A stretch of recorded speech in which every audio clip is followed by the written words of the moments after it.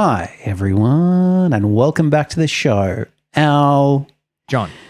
You might have seen this in our DPTM, hello at dptm.org during the week. A lot of people wrote to me and said, John, it's been probably a couple of years since you talked about social media fish out of water, LinkedIn. Can you please tell us what's been happening in the world of LinkedIn? And I said, yeah, sure.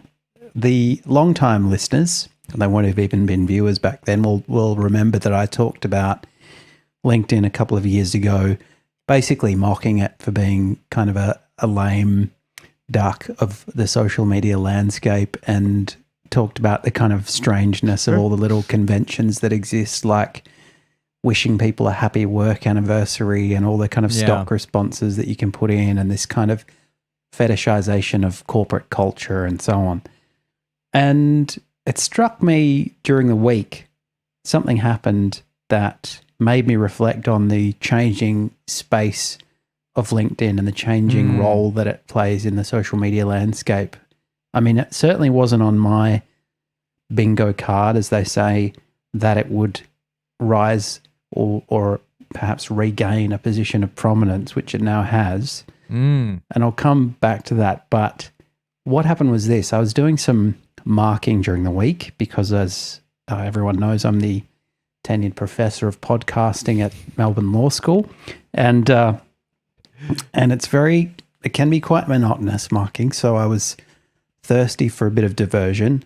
And I have LinkedIn now installed on my phone, which is in itself a bit of a turn up for the books, because a long time passed where I forgot that I basically had it and would tune into it, once every 6 months and kind of see a bunch of weird requests and things.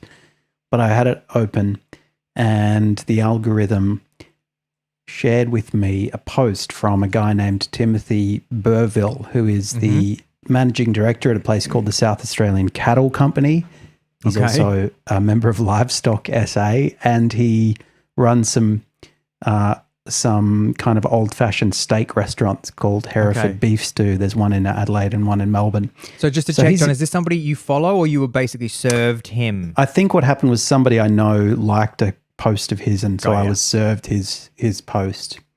And so I don't follow him. But it was an interesting kind of entree to his world, because he's a big kind of beef guy. He's like an advocate, I guess, kind of a lobbyist for the South Australian cattle industry, and runs these beef restaurants or like steak restaurants and so on. And he had written a post which said, I'll just bring it up. It says, Beyond Meat just announced its quarterly result, a US $27 million loss over the past 3 months. This is on top of yearly losses of such and such over the last couple of years. It's no surprise that its share price is currently trading at all-time lows. Fortunately, I think we are close to seeing the end of the fake meat era, a ridiculous product that will soon be consigned to the woke era history books. And he's underneath that, he's got a little chart showing the declining price of Beyond Meat, which has indeed, for reasons I don't entirely understand, perhaps due to the cost of living and the price of the process to make it, the share price certainly has collapsed. So he's right about that. And then he said, also, fake meat is dumb and gay. Yeah, exactly.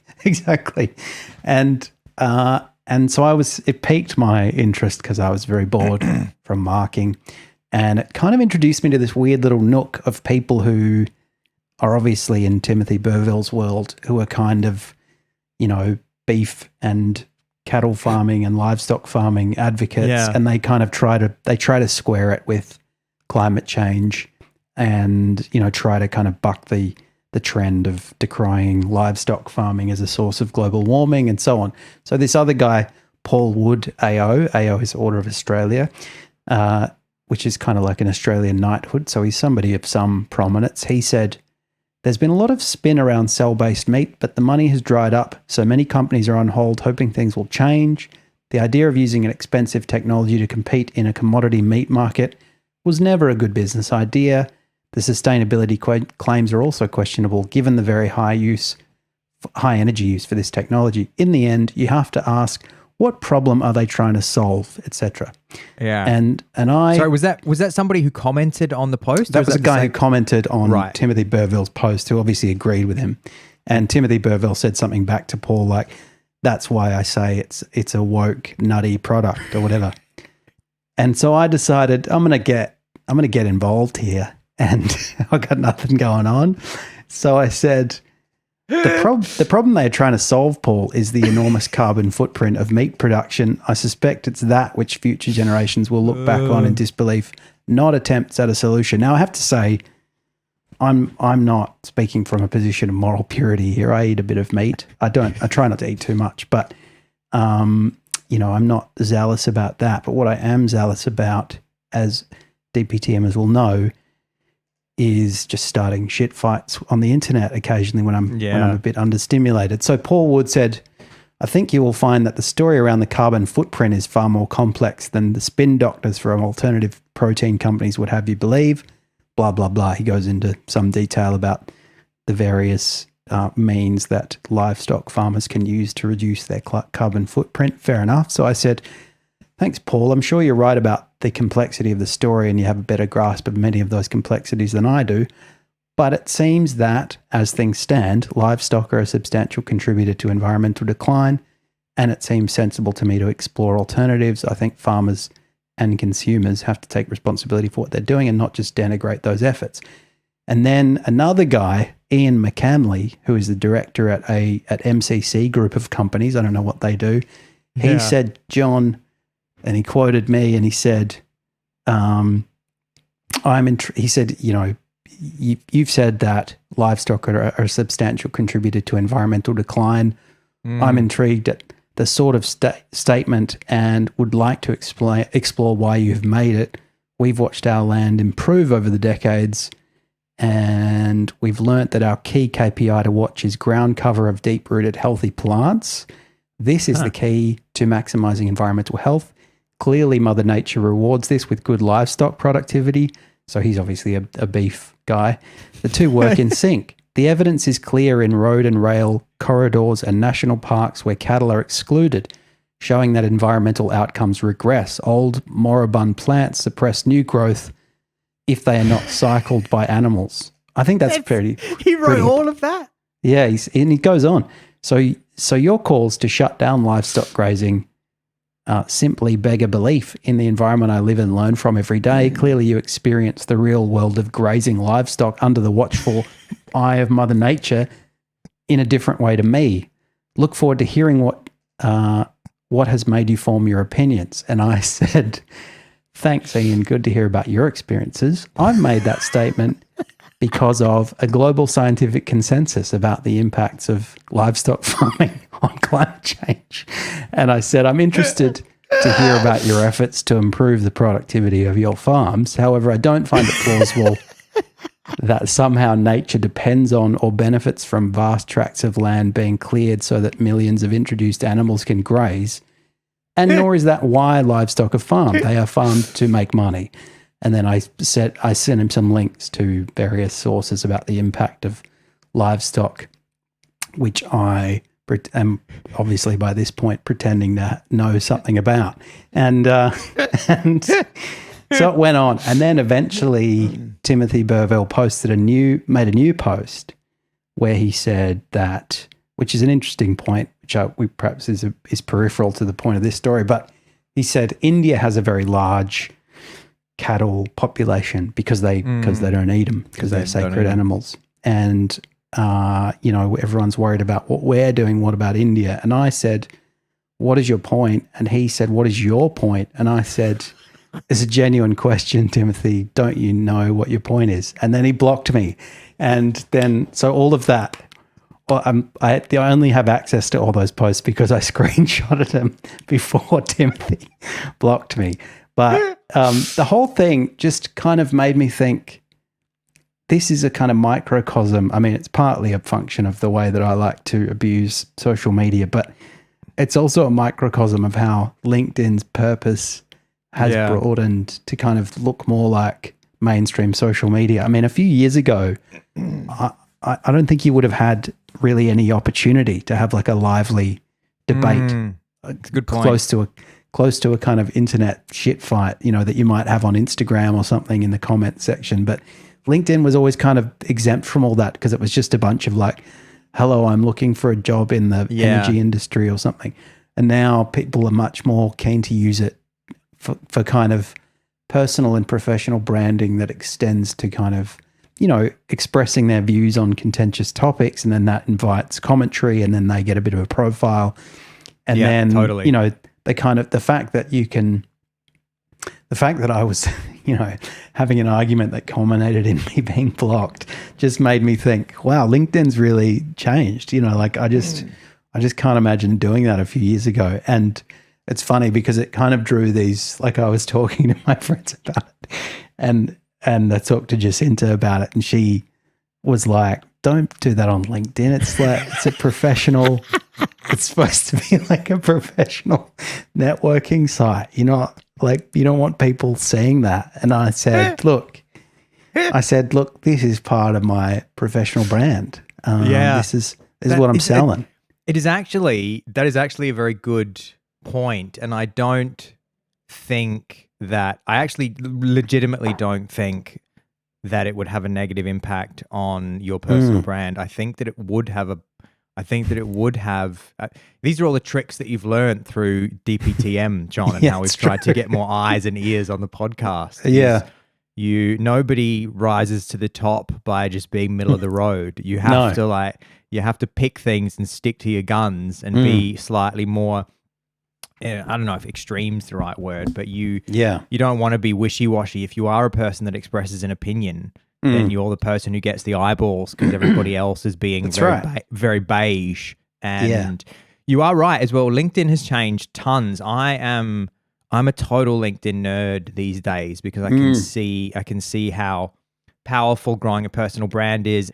I went to something last night, a networking event with some marketers, and I got so excited because one of the girls who was there has been posting on LinkedIn every single day for I think 18 months. She told me every day. So she batches. Sometimes she'll batch material, and other times she'll just do it every single day. And she's grown from like a few followers to 8,000 in the last 18 months by posting consistently. But you are right as well in that when you speak to people, when I tell people how into LinkedIn I am these days and how I'm just on it, I actually have a little thing that tells me which websites I'm spending the most time on because I'm always trying to not like get too captured by the wrong thing. And it always just tells me like, you're just on YouTube and LinkedIn all day.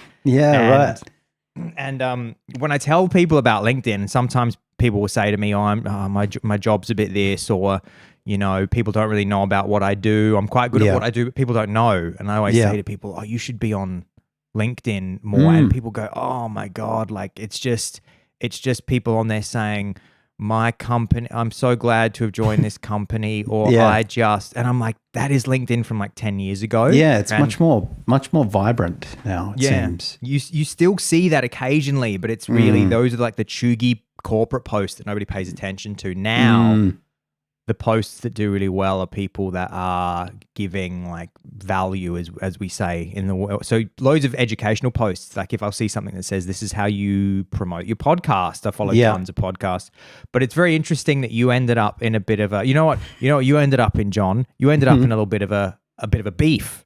Yeah, that's true. You ended up in a little bit of a beef.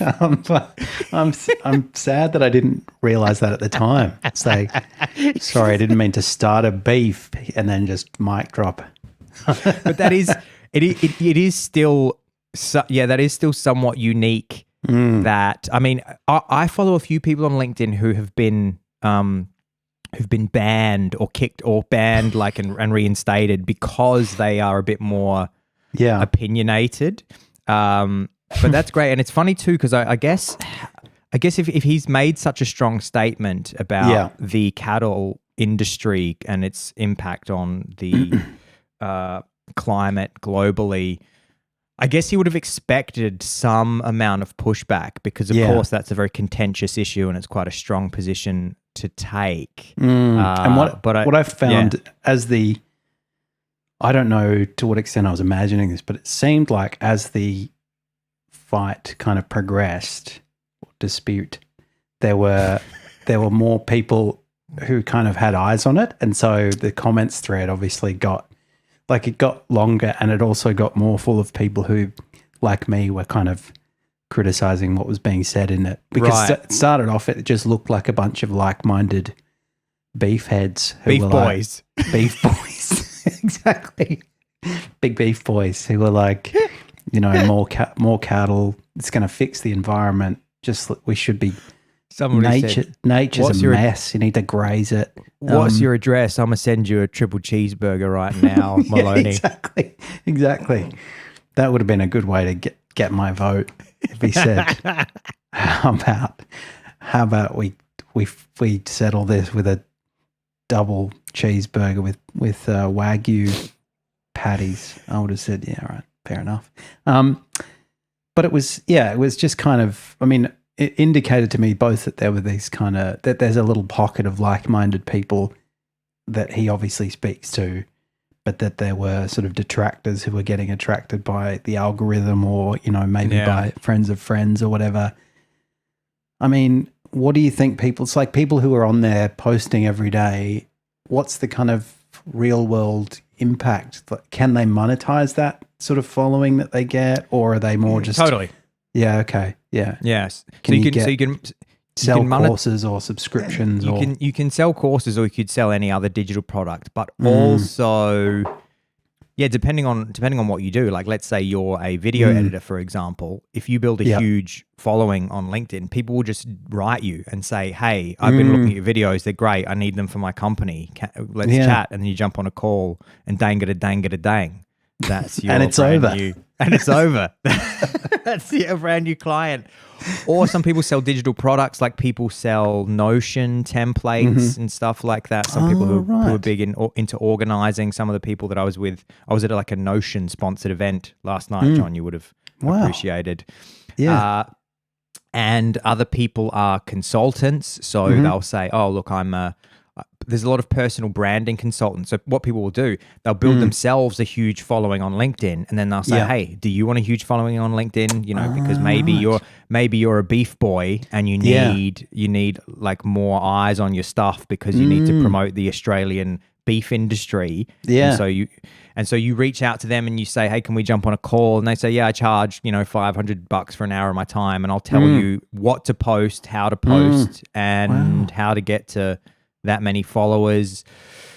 And it seems weird that it always had that aspiration, I guess, LinkedIn to be somewhere where people would do that.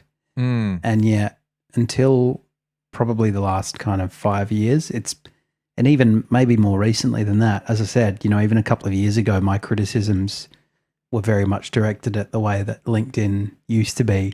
And it was kind of a glorified, job hunting website or something. Yeah. Whereas now it's this thing. And I wonder if that's partly about the kind of decline of Facebook and other things, and, different social media platforms sort of settling into a niche that leaves open this space for LinkedIn to be like, well, we're going to be more, we're going to be for entrepreneurs and networkers and, money makers and whatever. Totally. Ideas, people.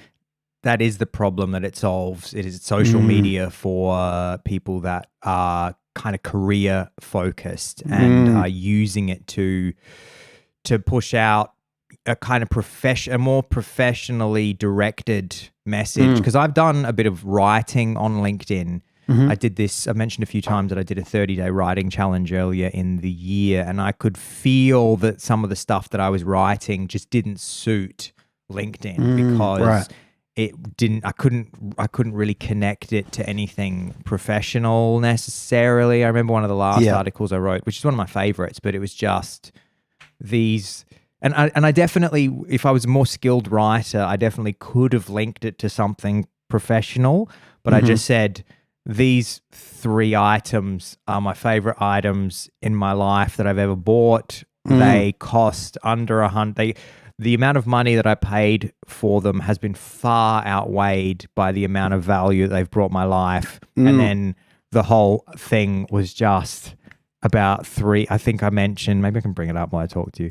And then it was actually one of my favorite articles of the 30-day writing challenge to write because it was absolutely we had true. A similar chat on the podcast at one stage, like what are the simple invaluable items in your life? Yeah, I definitely used a lot of podcast topics that we've covered when I was trying to come up with ideas for LinkedIn. This is why I have so much admiration for people that consistently post on LinkedIn every single day, because you have to come up with ideas every single day, and there are systems for it. This girl that I was speaking to yesterday, Maria, she was showing me like the system that she uses and how every day of the week has a different theme. So she's saying on Monday, I post something that's about thought leadership in marketing. On Tuesday, I post I post an educational tip. On Wednesday, I talk about a new marketing tool. On Thursday, I post a piece of news that's happening in the marketing world. And on Friday, I post a meme. And she does, and then she wakes up the next week and does the same thing. So you don't necessarily recognize this unless she's shown it to you or you picked up the pattern. But these are called like content pillars. Yeah, and you can see how it makes it so much easier to come up with ideas if you go, oh, it's Tuesday. Yeah. The limitation is I have to find something about marketing news to talk about. And all the pillars, obviously, it keeps the content interesting for the audience because you're doing different stuff each day. But so I could say that every second Thursday, it's time for me to attack Aussie farmers and just see. I love that every one of your pillars could be attack and then just a different industry. Right. John's weekly attack schedule. Exactly. All kind of industries that are beloved in Australia's patriotic culture. Farmers, maybe soldiers on Wednesdays. You could call it John's weekly theatre of war. And it's just theatres of war.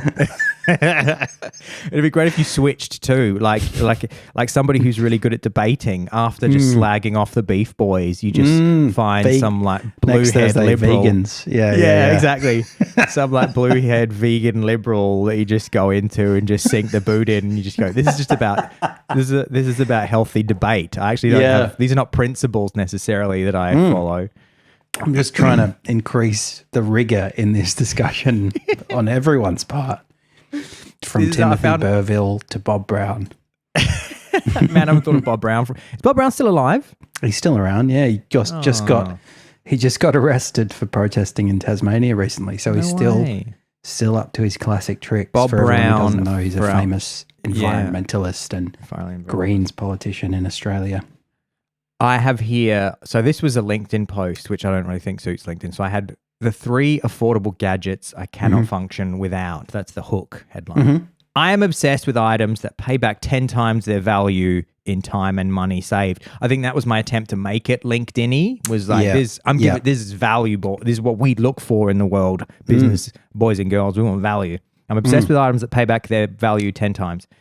As a minimalist with a 45 square meter apartment, all objects need to fight to earn their place in my home. In the last 15 years, 3 products have achieved MVP status in my house and my heart. No wire cutter-esque affiliate links here, only unabashed gadget evangelism. I cannot function without the following 3 items. Nice writing. Yeah. Thank you. I cannot function without the following 3 items, and you can't change my mind. The classic. The classic. Yeah. And then I have number 1. Instant Pot brands, Instant Pot duo, and I tagged all the companies as well in case anybody wanted to like send me anything free. So I said, Instant Pot brands, Instant Pot duo. This is quite good. A pressure cooker sent from the future was the birthday gift that I never knew I needed. Then that's great. Then dot good. Points. Rice, beans, legumes, stews, dal, chicken, porridge, and on it goes. It's not unusual for me to use it 4 times in a single day. If it ever breaks, I will buy another one within the hour. Number 2, Wall Clipper Corporation. Wall Super Taper 2 hair trimmer, $99 USD. I'd been cutting my own hair for a few years, and the cheap trimmers kept on breaking. I finally bit the bullet and spent a little more money. When I held the wall in my hand for the first time, the weight and build of this thing screamed quality. It's been with me through 10 share houses, 3 countries, and infinite shifting shades of hair from red to grey. That's great. And then I thought this is a play on. Also, I've just realised that I do own an instant pot and a wall, so I think your influencer. That's true. And that's I'm sure it's got something to do with you mentioning both products. I know. I need to get like a little bit of a kickback for being an ambassador for these brands.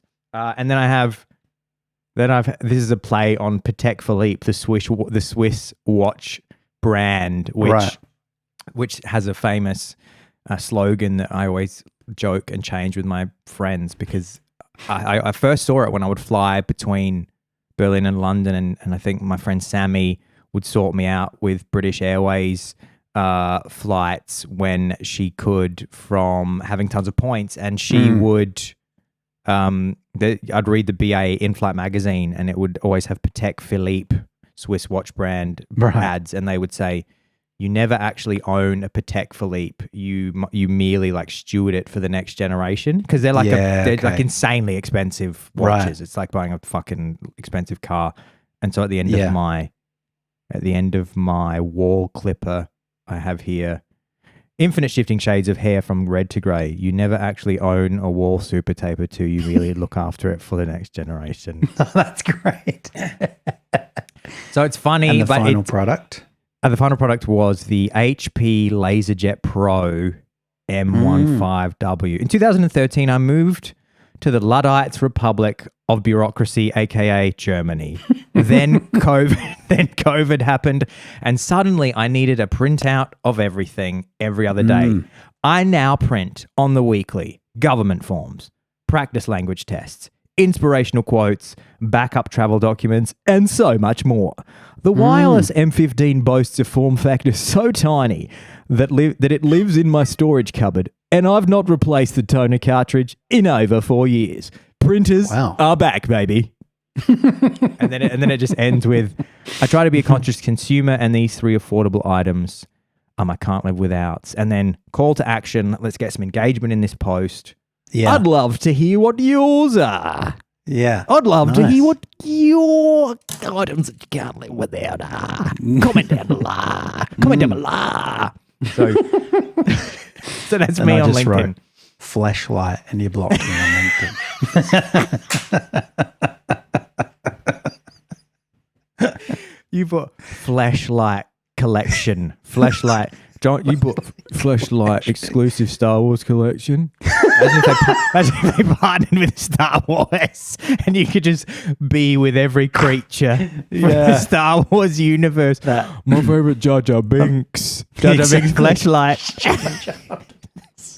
Jar Jar Binks is bussy. When you touch it, it's got a little weird sandworm. The Jar Jar Binks one has a little speaker on it, and when you touch it, it just goes, ho ho ho, me so horny. Misa so horny. Misa so horny.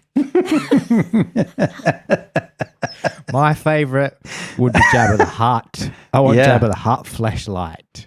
And if you really fork out, you can just get George Lucas's Fleshlight. Molded to his physique. George Lucas Anus of the creator. It's called. Anus of the creator. That's James L. Jones. Darth Anus. The Darth Arnos, it'd all be scarred from like his face is, yeah. It'd have that look, that kind of pockmarked, like pasty flaky and pocked. Yeah, that's right. They absolutely would say yes to a fucking do a fucking Fleshlight collab as well. They don't give a fuck. Yeah, totally. It actually probably help them with because they're all in strife now because of how their image is being thought of as like really overly woke, and they're always in the media as being this kind of story of a really successful company that just went woke and went broke. So they absolutely should go, guys, what we're doing. Yeah, we're Star back Wars. with a bit of edge. Yeah. Fleshlight, yeah, God. So we were talking about LinkedIn, and those are my LinkedIn. What are your can't live without items, John? There you go. We'll get Not a flashlight. No. That was just a joke. I love my Go Docs, and I do. Yeah. I mean, actually, the podcasting equipment I've developed a profound appreciation for. The M Audio, the EVZ10, the Go Docs. Yeah, so good. And of course, we're coming up to a shopping milestone, so I'm looking forward to refreshing my kit, maybe getting some more exciting bulbs and orbs. I was going to say as well, I was going to say, you know what I'm talking about. I know what you're talking about. I was going to say as well, John, I reckon you should start posting on LinkedIn, because you've got take these opinions that are getting you blocked, and you know what you should do now, which would be fucking hilarious, is if you just wrote a really long LinkedIn up post about just expanding on how the meat industry is. Just do and then tag the beef boys. Yeah. End the article with "It's on, beef boys!" exclamation point. Come and at get me, beef boys. And that would be your CTA at the end of the article would be "Come and get me, beef boys." Waving a red flag at a bull, and in they come. Yeah, I mean, it's funny. Because other barristers, because obviously they're, you're hustling, you're developing your own brand and stuff, as all self-employed people are. And I used to think there was something a bit off about, posting in that way. But now increasingly I'm thinking, well, that's probably a legitimate strategy and probably quite effective now, because more people are using LinkedIn more actively. And if you're saying, I just was in this case and this was what was decided, and, it's basically humble bragging with a veneer of educational content, because you can talk about here's the thing that was decided and why it matters, but also the subtext is I know because I was running the case, and so then you get some work out of it, I guess. But for me, you could do more. I don't want any more bar work. I want more kind of thumbnails and that's true. YouTube thumbnail Canva work. art. Yeah, exactly. That'd be great. It'd be great if you somehow desperately tried to link your law work to YouTube thumbnails, so that you could be like, guys, today I had a really tough case and I decided to do a YouTube video about it, and so now I'm actually, instead of talking about the case, I'm going to talk about the decisions that I made in Canva to get this thumbnail. Right. Exactly. It'd be so good if your LinkedIn is you're like a really active barrister, but your entire LinkedIn is just about how to come up with good just specifically about YouTube thumbnails. Yeah. So people go to your LinkedIn and go, I've heard John's quite a good lawyer with asylum cases and things like this, and then every post is just like shocked expressions and you explaining greasy tears and why you changed the marathon runner from her skin tone to a bright red, and then explaining how we split tested three different thumbnails. People just going, what the fuck is this? Why is this barrister just talking about YouTube thumbnails? What is this guy's brand? Yeah, I could just say part of my post-case therapy is to sit down and do a really elaborate package, which kind of, I think, summarizes my experience of court. And they just repost Mr. Beast videos and go, this is why this Mr. Beast thumbnail performed so well. Key elements, deconstructing Mr. Beast. And then people are like, what's your thing? Now the shopping milestone that I was alluding to a moment ago, I was trying to. I didn't name it because I was trying to remember if it was Black Friday or Black Saturday, and and that's a bit bleak because there's or Bloody Sunday. You have, or Bloody Sunday. Because there's Black Saturday bushfires in which were historically significant bushfires in Australia. Then there's Bloody Sunday, but right next to them there's the also ominously named but very joyful occasion of Black Friday. Al, do you have anything on your docket for this year's Black Friday? John, thank you so much for asking. I'm a money saving expert and I absolutely do. And funnily enough, I have it in the same document I just realized as my DPTM ideas. I must have just frantically been trying to not forget what I need to buy on Black Friday. And it's the first, I use Google Keep for all my notes, and I must have just gone, I better not forget that I need to buy a new alarm clock on Black Friday. And so I just like quickly hit open and there's like all these DPTM ideas. And then I've just gone then I've just put Black Friday needs. So I can tell you, I've bought one of these already, so I can go through. Here we go. You ready? So for anybody who doesn't know, Black Friday it's Thanksgiving weekend, I think, in the United States. That's right. Or after or before I'm actually on. I think it's the first Friday after Thanksgiving. Okay. And it has become the day when all of the companies around the world do deep discounts. And I've learned this, John, through learning more about marketing the last few years. The amount of revenue that companies generate Black Friday, it's so much more significant than you might assume unless you've read about it. You might think, oh yeah, companies do a little Black Friday deal and that's fun. And companies plan their fucking year around their Black Friday sale because they generate like 3, 4, 5, 6 times as many sales as they would at any other part of the year. Wow. Yeah. And they spend months coming up with Black Friday campaigns. And so right now, all these companies have got these huge campaigns in the hopper ready to go, which is like they've got all their email sequences ready to go. And then they're teasing all their customers right now. So you'll start getting emails that say, hey guys, just so you know, we got some real hot stuff coming on Black Friday. So you're going to want to see that. And then as soon as Black Friday comes, they just send the emails off and it just says, this thing that you've been wanting to buy, it's 50% off. And you just go straight in and buy. So for me, the first one I do have is alarm clock because I got a dusty old alarm clock, which isn't doing me any good anymore, which makes me sing alarm clock, alarm clock, alarm clock. You don't do me no good no more, which means I have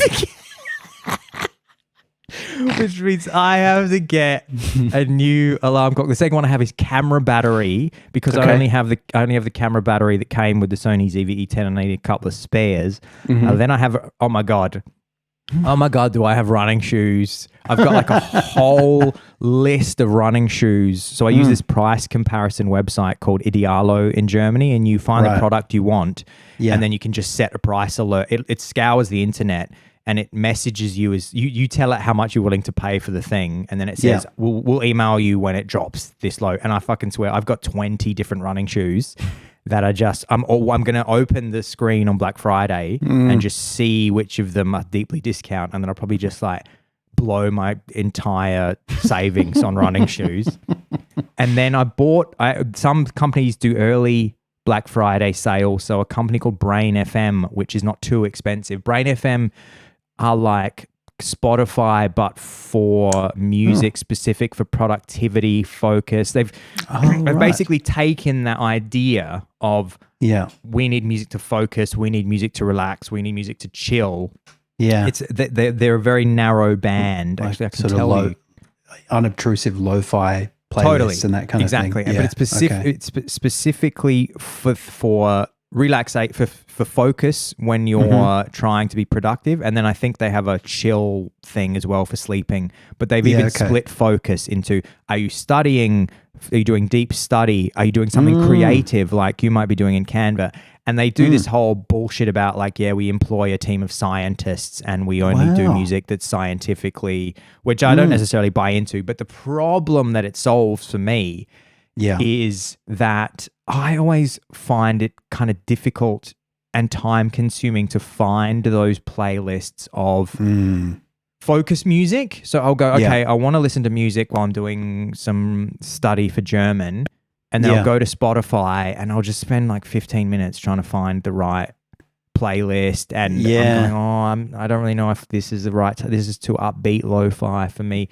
So Brain FM lets you go, like you just basically open it and click go and it plays these songs that have been specifically made for Brain FM. They don't even have artist names on them. They're just, they have some musicians and I'm sure some AIs in the background that are generating these songs. And I think each song goes for about half an hour. So instead of you being like pulled out because of songs changing every 2 minutes like lo-fi hip hop does, it literally is the same thing for half an hour. And so I bought Brain FM. It was like $70 and it went down to $35. There you go. I got myself an annual Brain FM subscription. Want to tell you that the next thing that I need to buy desperately, which is like, it's like the reason I haven't bought it, it's so stupid. I know it costs about 3 cents to make and they try and sell them for 10, so I just don't buy them. It's the microphone foam, which I need to do to control my plosives. Plosives. So I'm going to buy a few microphone foams. I tell you something else I really want to buy is a mechanical keyboard. I got the membrane keyboard from Apple but I want that old school tippy-tappy thick with the bouncy keys. That's called a mechanical. You know, like when you get an old IBM keyboard back in the day when you had your home computer, it's a mechanical. Got a bit of push to it. Yeah, okay. That's cool. Push. Yeah, I've got one that's a Microsoft keyboard. It's got a bit of that to it, and it's got a kind of ergonomic handguard as well, which stops me from getting wrist pain when I'm having arguments with people on LinkedIn. And so I can just go all day if I need to. But it's funny because I don't remember Black Friday being a thing in Australia until, maybe the last 10 years. And it's kind of, even then it's kind of crept up. Because I guess it started as this American, shopping tradition. But then obviously global companies are just like, well, we're just going to try and push this everywhere. And it must fill a kind of useful void between, this kind of second half of the year between now and Christmas, I guess. It's like totally something that, and obviously there are things that you might buy as gifts that you're not going to necessarily buy on Black Friday and vice versa. It's a bit more generalist. I need to start thinking about what I want. Do you need? What do you need? I can make you. Do you need new underwear? Because I can give you definitely a hot tip. I would say definitely need new undies. Check out the Aussie Bum. Undies.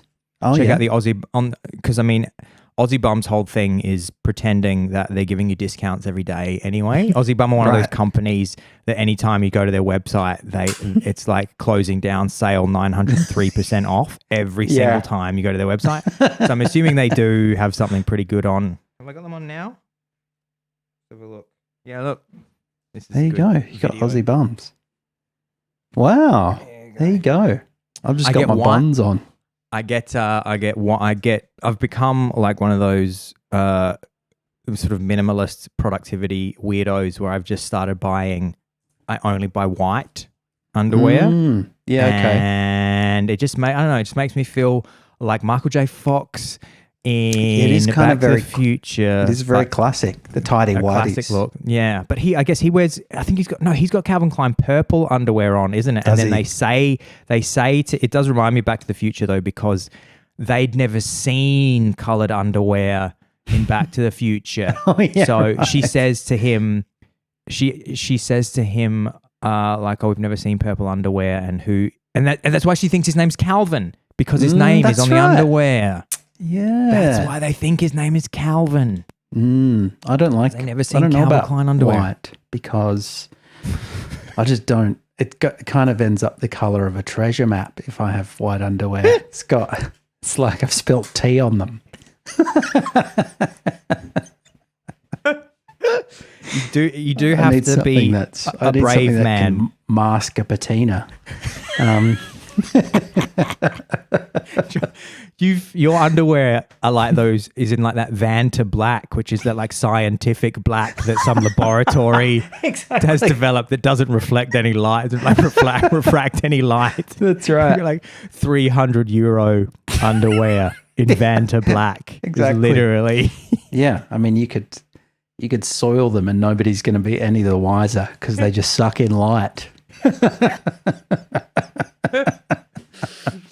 So yeah, can you think of anything off the top of your head? You look at you. I actually do want to get some cool new lights. Maybe just add a few accents for around here. And I've been seeing some stuff, which is no doubt the beauty of the algorithm on Instagram and other places, where people have got these kind of trendy looking, cool little orbs and soft lights and things, which are specifically designed for podcasting people. And at the moment I've got just a nice yellow backlight with a green frond, but I love that. That's a new addition, the frond. Yeah, it is. Yeah, I moved it there to add a bit of variety, but I might try and add some different hues. You've got a nice green and blue going there, and I went with blue because I'm wearing orange, and the backlight was orange last week. But if I orange on orange, I try and either dress to be in the colors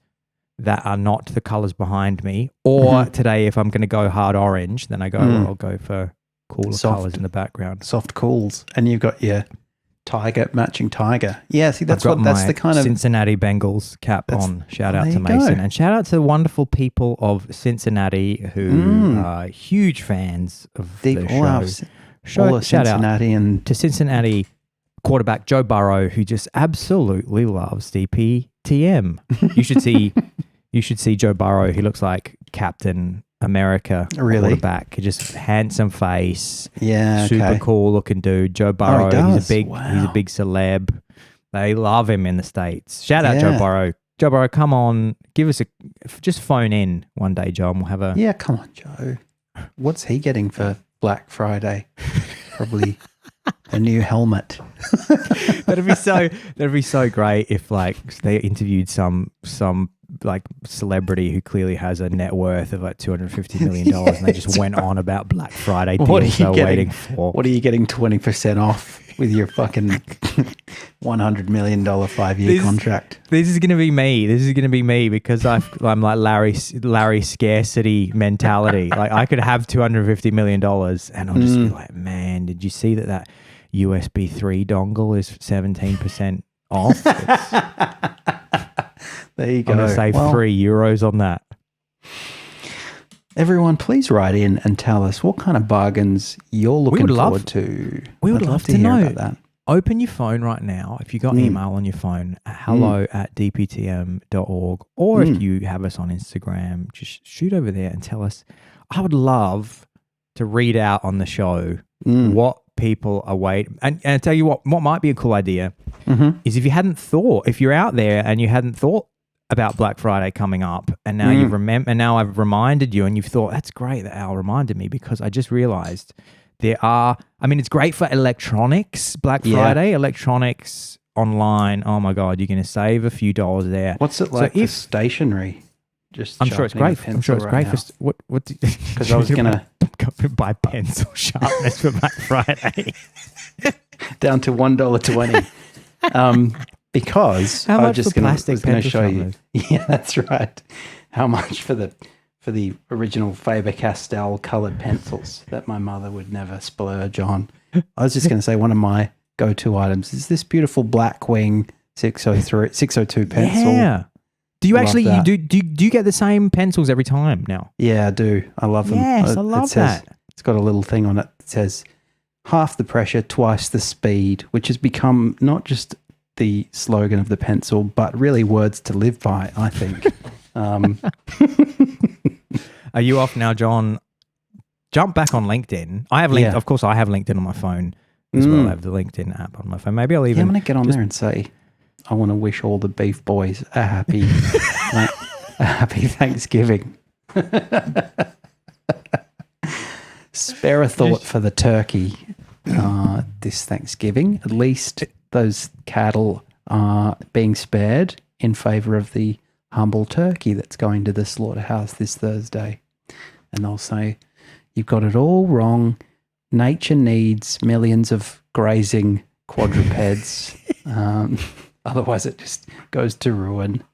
And on it goes, yeah, shout out to Timothy Burville. I'm sorry that we got off on the wrong foot, Tim, but I have been to one of your restaurants actually, and I quite liked it. So, oh, is that right? Yeah. So next time I'm in there, hopefully we'll see him, and I'll be able to say I'm that guy. And in real life, I'm much less of a prick, and wish you the best. That's great. All right, love that, John. Well, I'm going to jump right straight onto Linky, as they call it, or Linkers, as I call it. Linkers, yeah. And I need to think of some value that I can add to the community.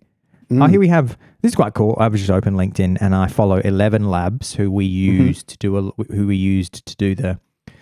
Fuck, that was ages ago. The episode 100, we had an intro where we used AI to recreate the voices of Will Smith, Drew Barrymore, and Alec Baldwin. And I used that by feeding their voices into 11 Labs. And I sent John a link yesterday from famous internet interviewer podcaster Lex Friedman and his interview with Javier Milei, president of Argentina. And I said to John, look at this. He's interviewing Javier Milei. Javier Milei is speaking Spanish, but they've done that amazing trick where they've converted his voice into English, but they've, instead of using a translator, they've used AI to recreate his own voice with a slight Argentinian accent. So he sounds like he's speaking English as himself. And so I've just opened LinkedIn now. I follow the company that makes that technology, 11 Labs. We love 11 Labs. Yeah. I open LinkedIn. It says, we're thrilled to help make Lex Friedman's conversation with Javier Milei available in both English and Spanish through AI dubbing, and to play a part in making important conversations like this accessible across languages. This is the kind of positivity that's in my link. Now I'm going to write something like, I'm going to say, I'm going to take a leaf out of John's book and I'm going to just comment down here and I'm going to say, so what? Nobody should ever learn a foreign language ever again. So you've made great. So you've made it so that I can just turn up in Argentina and make no effort whatsoever because 11 Labs is going to destroy Argentinian culture. Absolutely. PS, do you think that this is a good thing that you're platforming a right-wing populist in South America? That is exactly what I should write. That is exactly what I should write here. That's pure. That would be pure Maloney. Just pick the thing to pick at. Awesome. This has been a great cast, and it's time for me to say we can't wait to see you next week. The podcast.